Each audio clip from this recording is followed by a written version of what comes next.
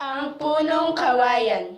Sa isang bakuran, may ilang punong kahoy na may kanya-kanyang katangian. Mabunga ang santol, mayabong ang mangga, mabulaklak ang kabalyero, tuwid at mabunga ang niyog. Ngunit sa isang tabi ng bakuran ay naroroon ang payat na kawayan. Minsan, nagpaligsahan ng mga punong kahoy. Tingnan ninyo ako, hitik sa bunga kaya mahal ako ng mga bata. Wika ni Santol. Daig kita. Mayabong ang aking mga dahon at hitig pa sa bunga kaya maraming ibon sa aking mga sanga. Wika ni Mangga.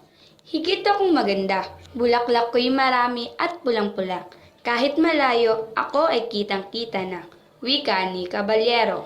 Ako ang tingnan nyo, tuwid ang puno, malapad ang mga dahon at mabunga. Wika ni Niyog.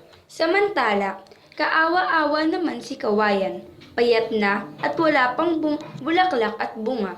Tingnan ninyo, wala siyang kakibo-kibo, lalo na siyang nagmumukhang kaawa-awa. Nagtawa na ng mga punong kahoy.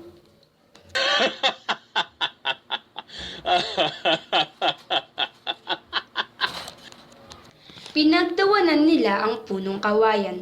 Nagalit si Hangin sa narinig na usapan ng mga punong kahoy. Pinalakas niya ng pinalakas ang kanyang pag-ihip.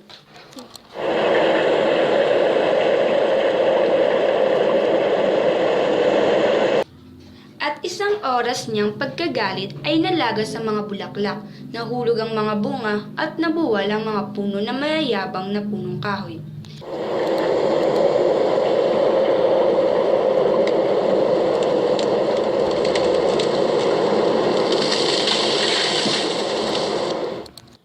Tanging ang mababang loob na si Kawayan ang sumunod-sunod sa ihip ng malakas na hangin ang nakatayo at di nasalanta.